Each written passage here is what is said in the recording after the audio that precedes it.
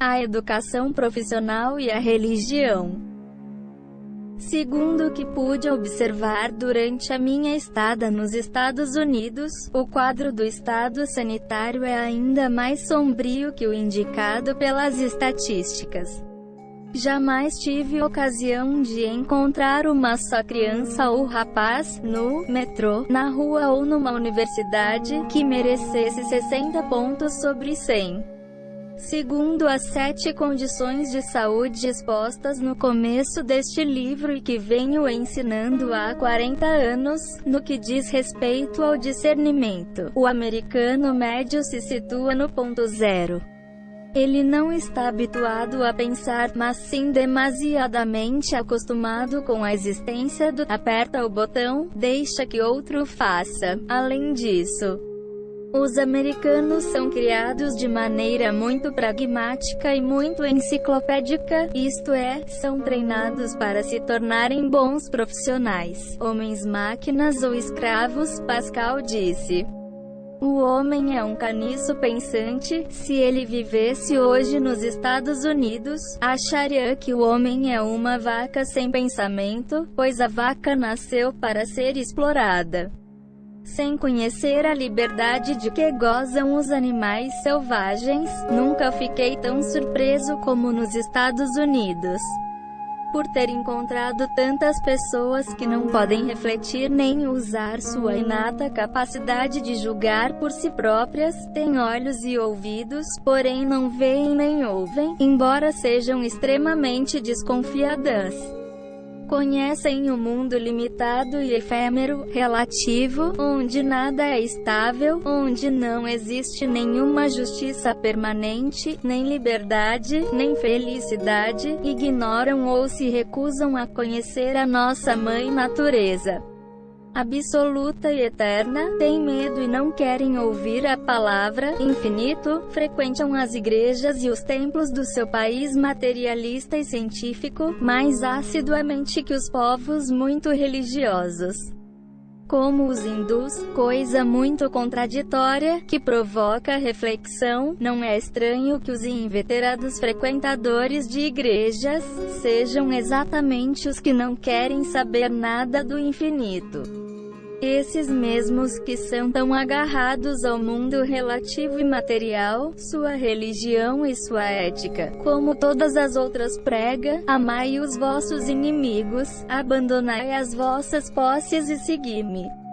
Daí a outra face, etc. Mas eu nunca encontrei, nos Estados Unidos, quem observe estes ensinamentos. Ao contrário, a lei, por exemplo, que representa a maior violência, ataca seriamente os inimigos da sociedade, em lugar de amá-los, sobretudo os pobres, tolera até a pena de morte para certos crimes, porque ninguém apresenta a outra face. O inimigo rico escapa à lei por intermédio de sua poderosa arma, o dinheiro. Os gangsters são, algumas vezes mortos, mas, na realidade, os verdadeiros criminosos, que são os educadores, são raramente punidos pela justiça. Não seria mais sensato punir aqueles que são criadores de gangsters e delinquentes do que os próprios delinquentes e gangsters? Acontece o mesmo com a medicina, que ataca os micróbios, os vírus e os outros inimigos imaginários do homem. No entanto, todos esses organismos são criações de Deus, exatamente como o homem. A medicina não os ama, nem pergunta por que Deus os criou, em primeiro lugar, e por que são recriados dia a dia, nem por que alguns são atacados por eles, enquanto outros não são. Parece que só a medicina oriental achou sua presença e existência no corpo humano saudável como algo natural no esquema das coisas. Acontece o mesmo com a indústria da guerra, conduzida em nome da justiça, da paz e da liberdade, como se a justiça pudesse ser destruidora, a paz sangrenta e a liberdade conquistada pela violência. Bertrand Russell declarou que vivemos num mundo de loucura. New York Times, 4 de abril de 1961, página 22, e a civilização psicótica é a falta ou ausência da capacidade do discernimento supremo, e a insanidade uma e a mesma coisa, segundo este velho filósofo oriental. Toda a infelicidade e toda a miséria do Império do Ouro do século XX são devidas à religião, que caducou, e à educação profissional, que perpetuou o hábito de comer e beber cegamente. Não se pense absolutamente que eu seja inimigo desse império mundial porque o estou criticando. Ao contrário, eu o amo, eu o admiro, pois a minha filosofia abarca tudo, mesmo um império como este, e não rejeita nada. É um princípio unificante mediador. Sua principal razão de ser é mostrar que todos os antagonismos são complementares. A civilização ocidental não tem nada que abandonar.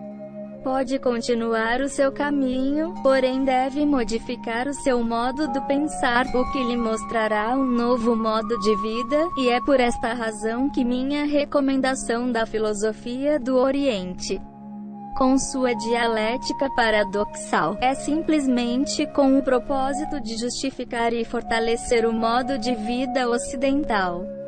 Trecho extraído do livro Macrobiótica Zen, Arte da Longevidade e do Rejuvenescimento, de Sakurazawa Niyoichi, George Ozawa, páginas 129 a 131, um livro da década de 1960.